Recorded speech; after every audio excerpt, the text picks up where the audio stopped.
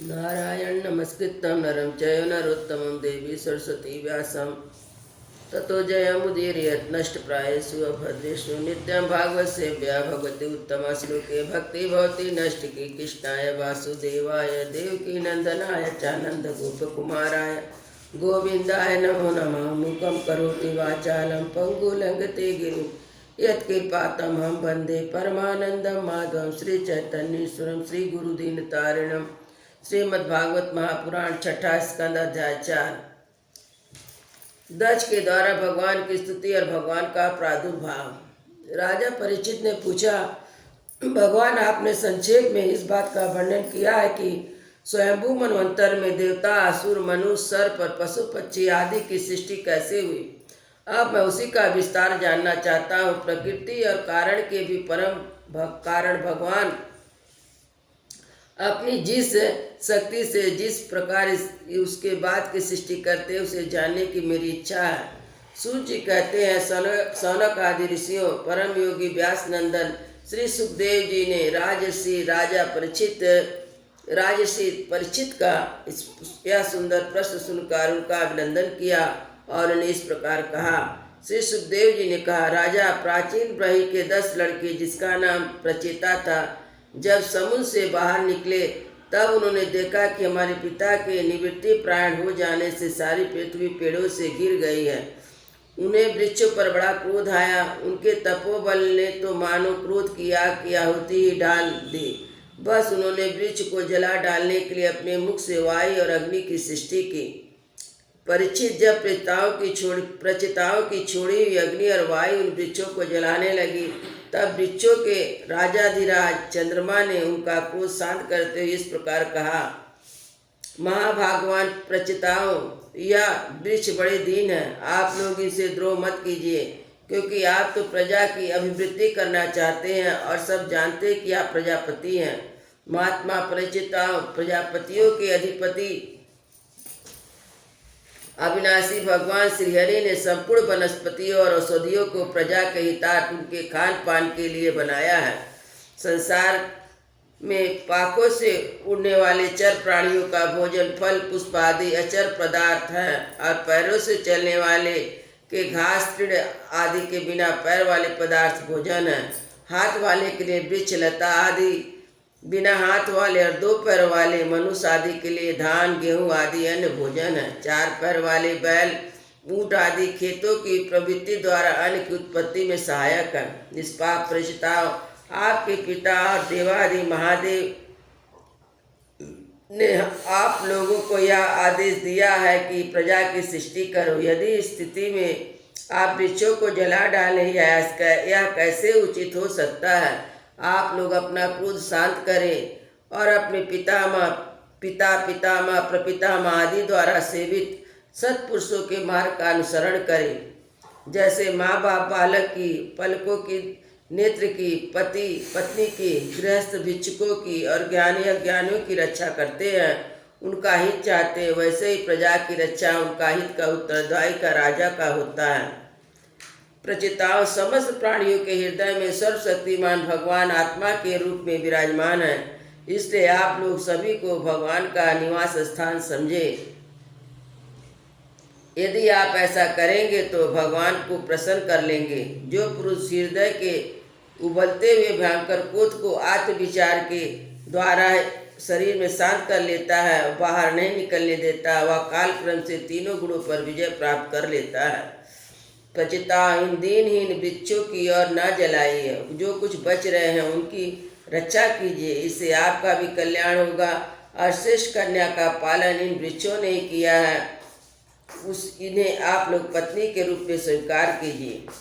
परीक्षित, वनस्पतियों के राजा चंद्रमा ने प्रचिताओं को इस प्रकार समझा बुझाकर उन्हें प्रमलोचा अप्सरा की सुंदर कन्या दे दी और वहाँ से चले गए। प्रचेताओं ने धर्मानुसार उसका पाणी ग्रहण किया। उन्हीं प्रचेताओं के द्वारा उस कन्या के गर्भ से प्रचेतस दक्ष की उत्पत्ति हुई। फिर दक्ष की प्रजा सृष्टि से तीनों लोग भर गए। इनका अपनी पुत्रियों पर बड़ा प्रेम था। इन्होंने जिस प्रकार अपने संकल्प पर वीर से विविध प्राणियों की सृष्टि की, वह सुनाता हूँ, तुम सावधान होकर सुनो। परिचित। पहले प्रजापति दक्ष ने जल, थल और आकाश में रहने वाले देवता, असुर और मनुष्य आदि प्रजाओं की सृष्टि अपने संकल्प से की। जब उन्होंने देखा कि सृष्टि बढ़ नहीं रहा, तब उन्होंने विंध्याचल के निकटवर्ती पर्वत पर जाकर बड़ी घोर तपस्या की। वहाँ एक अत्यंत श्रेष्ठ तीर्थ है, उसका नाम है अघमर्षण। वह सारे पापों को धो बहाता है। प्रजापति दक्ष उस तीर्थ में त्रिकाल स्नान करते, तपस्या द्वारा भगवान की आराधना करते।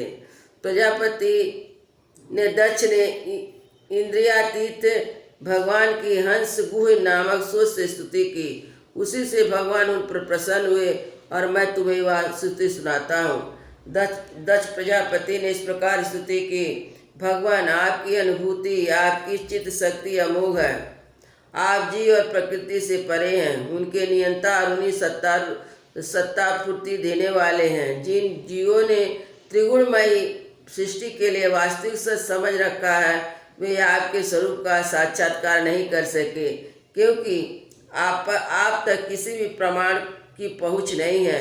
आपकी कोई अवधि, कोई सीमा नहीं है। आप स्वयं प्रकाश और परतपर हैं। मैं आपको नमस्कार करता हूँ। या तो जीव और ईश्वर एक दूसरे के सखा हैं, इसी शरीर में इकट्ठे निवास करते हैं, परंतु जीव सर्वशक्तिमान आपके साक्ष्य भाव को नहीं जानता। ठीक वैसे ही जैसे रूप, रस, गंध आदि विषय अपने प्रकाशित करने वाले नेत्र, घ्राण आदि इंद्रिय वृत्ति को नहीं जानते, क्योंकि आप जीव और जगत के दृष्टा हैं, दृष्ट नहीं।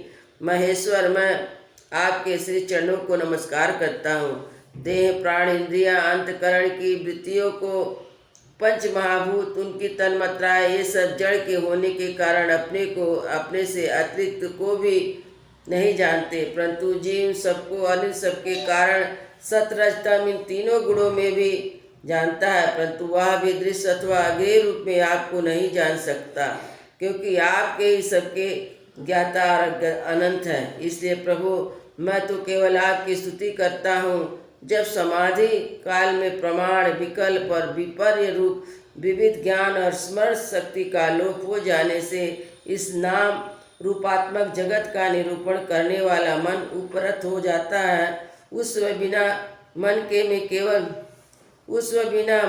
भी केवल सच्चिदानंदमय अपनी स्वरूप सिद्धि स्थिति द्वारा आप प्रकाशित होते हैं। प्रभु, आप शुद्ध हैं और शुद्ध हृदय मंदिर ही आपका निवास स्थान है।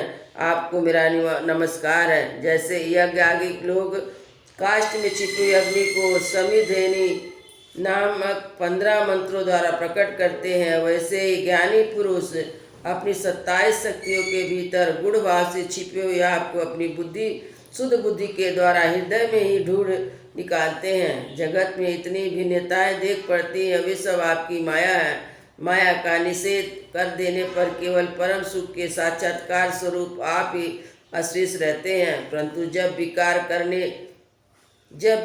करने लगते हैं, तब आपके स्वरूप माया की उपलब्धि निर्वचन नहीं हो सकता। अर्थात माया भी आप ही हैं, अतः सारे नाम और सारे रूप आपके ही हैं। प्रभु, आप मुझ पर प्रसन्न होइए, मुझे आत्म प्रसाद से पूर्ण कर दीजिए। प्रभु, जो कुछ वाणी से कहा अथवा जो कुछ मन, बुद्धि और इंद्रियों से ग्रहण किया जाता है, वह आपका स्वरूप नहीं है, क्योंकि वह तो गुण रूप और आप गुणों की उत्पत्ति और प्रलय के अधिष्ठान है। आप में केवल उनकी प्रीति प्रतीति मात्र है। भगवान, आपसे ही सारा जगत स्थित है, आपसे ही निकला और आपने किसी के सहारे नहीं है, अपने आप में इसका निर्माण किया है। यह आपका ही, आपके लिए ही है। इसी रूप में बनने वाले भी आप हैं और बनाने वाले भी आप हैं। बनने बनाने की विधि भी आप हैं। आपकी सबसे काम लेने वाले भी हैं और सब कार्य कारणों का भेद नहीं है, तो भी आप स्वयं सिद्ध स्वरूप में स्थित है। इसी से आप सबके सबके कारण भी हैं। सच्ची बात तो यह है कि आप जीव जगत के भेद और स्वागत भेद से सर्वदा रहित हैं, अद्वितीय हैं। आप स्वयं ब्रह्म हैं। आप मुझ पर प्रसन्न हो। प्रभु, आपकी शक्तियाँ वादी प्रतिवादियों के विवाद को संवाद का विषय होती है। और उन्हें बार बार मुंह में डाल दिया करती है। आप अनंत, आप प्रकृति, कल्याण, गुणों गणों से युक्त एवं स्वयं अनंत है। मैं आपको नमस्कार करता हूँ। भगवान उपासक लोग कहते हैं कि हमारे प्रभु हस्त पदादि से युक्त साकार विग्रह है। सांख्यवादी कहते हैं कि भगवान हस्त पदादि से विग्रह से रहित निराकार है। यदि इस प्रकार के एक ही वस्तु के दो परस्पर विरोधी धर्मों का वर्णन करते हैं, परंतु फिर भी उनमें विरोध नहीं है, क्योंकि दोनों ही एक परम वस्तु में स्थित है। बिना आधार के हाथ पैर आदि का होना संभव नहीं और निषेध की कोई ना कोई अवधि होनी चाहिए। आप वही आधार और निषेध की अवधि है, इसलिए आप साकार निराकार दोनों में अविरुद्ध सम पर ब्रह्म है। प्रभु आप अनंत है। आपका ना तो कोई प्राकृत नाम है, ना कोई प्राकृत रूप। फिर भी जो आपके चरण कमलों का भजन करते हैं, उन पर अनुग्रह करने के लिए आप अनेक रूपों में प्रकट होकर अनेक लीलाएं करते हैं। उन रूपों और लीलाओं के अनुसार अनेकों नाम धारण कर लेते हैं। परमात्मा, आप मुझ पर कृपा प्रसाद कीजिए। लोगों की उपासनाएं प्रायः साधारण कोटि की होती है, अतः आप सबके हृदय में रहकर उनकी भावना के अनुसार भिन्न भिन्न देवताओं के रूप में प्रतीत होते रहते हैं। ठीक वैसे जैसे हवा गंध का आश्रय लेकर सुगंधित होती है, परंतु वास्तव में सुगंधित नहीं होती। यह सबकी भावनाओं का अनुसरण करने वाले प्रभु, मेरी अभिलाषा पूर्ण कीजिए। सुखदेव जी कहते हैं, परीक्षित, विंध्याचल के अघमर्षद तीर्थ में जब प्रजापति दक्ष ने इस प्रकार स्तुति की तो भक्त वत्सल भगवान उनके सामने प्रकट हुए। उस समय भगवान गरुड़ के कंधों पर चढ़े हुए थे। विशाल और निष्पुष्ट 8 भुजाएं थी। उन्हें चक्र, शंख, तलवार, ढाल, बाण, धनुष, पास, गदा धारण किए हुए थे। वे वर्षाकालीन मेघ के समान श्यामल शरीर पर पीताम्बर लहरा रहा था। मुखमंडल प्रफुल्लित था। नेत्रों में प्रसाद की वर्षा हो रही थी। घुटनों तक वनमाला लटक रही थी। वक्षस्थल पर सुनहरी रेखा थी। श्रीवत्स चिन्ह था। गले में वैजयंती माला लटक रही थी। वक्षस्थल पर सुनहरी रेखा, श्रीवत्स चिन्ह, गले में कौस्तुभ मणि जगमगा रही थी। बहुमूल किरीट, कंगन, मकराकृत कुंडल, करधनी, अंगूठी, कड़े, नुपुर और बाजूबंद अपने अपने स्थान पर सुशोभित थे। त्रिभुवनपति भगवान ने त्रैलोक विमोहन रूप धारण कर रखा था। नारद, नंद, सुनंद आदि पार्षद उनके चारों ओर खड़े थे। इंद्र आदि देवेश्वर गण स्तुति कर रहे थे। सिद्ध, गंधर्व, चारण भगवान के गुणों का गान कर रहे थे। यह अत्यंत आश्चर्यमय अलौकिक रूप देखकर दक्ष प्रजापति कुछ सहम गए। प्रजापति दक्ष ने आनंद से भरकर भगवान के चरणों में साष्टांग प्रणाम किया। फिर जैसे झरनों के जल से नदियां भर जाती है, वैसे ही परमानंद के उद्रेक से उनकी एक एक इंद्रियां भर गई। आनंद बस हो जाने के कारण वे कुछ बोल ना सके। परीक्षित, प्रजापति दक्ष नर्मदा से झुककर भगवान के सामने खड़े हो गए। भगवान सबके हृदय की बात जानते हैं। उन्होंने दक्ष प्रजापति की भक्ति और प्रजा वृद्धि की कामना देखकर उनसे यूँ कहा। भगवान ने कहा, परम भाग्यवान दक्ष, अब तुम्हारी तपस्या सिद्ध हो गई, क्योंकि मुझ पर श्रद्धा रखने से तुम्हारे हृदय में मेरे प्रति परम प्रेमा भाव उदय हो गया। प्रजापति, तुमने इस विश्व की वृद्धि के लिए तपस्या की, इसलिए मैं तुमसे प्रसन्न हूँ, क्योंकि ये मेरी इच्छा है कि जगत के समस्त प्राणी अभिवृद्ध और समृद्ध हो। ब्रह्मा, शंकर, तुम्हारे जैसे प्रजापति, स्वयंभू, मनु आदि इंद्रियों के देवेश्वर, इंद्र आदि देवेश्वर, ये सब मेरी विभूतियाँ हैं। सभी प्राणियों की अभिवृद्धि करने वाली हैं। ब्रह्मन, तपस्या मेरा हृदय है। विद्या शरीर है। कर्म आकृति है। यज्ञ अंग है।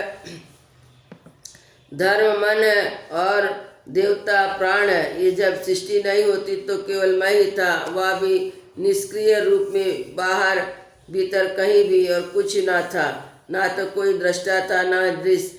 मैं केवल ज्ञान स्वरूप अव्यक्त था। ऐसा समझ लो मानो सब मेरी ओर से सुसुप्त ही सुसुप्त छा रही थी। फिर दक्ष मैं अनंत गुणों का आधार एवं स्वयं अनंत हूँ। जब गुणमयी माया के क्षोभ से ब्रह्मांड शरीर प्रकट हुआ, तब इसमें अनुजित आदि पुरुष ब्रह्मा उत्पन्न हुए। जब मैंने उनके शक्ति और चेतना का संचार किया, तब देव शिरोमणि ब्रह्मा सृष्टि करने के लिए उद्यत हुए, परंतु उन्होंने अपने को सृष्टि कार्य में असमर्थ सा पाया। तब उस समय मैंने उन्हें आज्ञा दी, तप करो। तब उन्होंने घोर तपस्या की और उस तपस्या के प्रभाव से पहले पहले तुम 9 प्रजापतियों की सृष्टि की।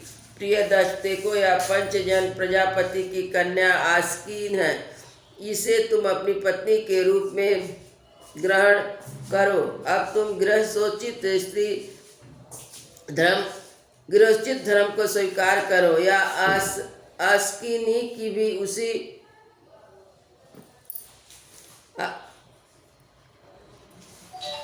धर्म स्वीकार करेगी, तब तुम इसके द्वारा बहुत से प्रजा उत्पन्न कर सकोगे। प्रजापति, अब तक भी मानसिक सृष्टि होती थी, अब तुम्हारे बाद सारी प्रजा मेरी माया से स्त्री पुरुष के संयोग से उत्पन्न होगी और मेरे सेवा में तत्पर रहेगी। सुखदेव जी कहते हैं, विश्व के जीवन दाता भगवान श्रीहरि यह कहकर दक्ष के सामने इस प्रकार अंतर्ध्यान होगा, जैसे स्वप्न में देखी वस्तु स्वप्न टूटते ही लुप्त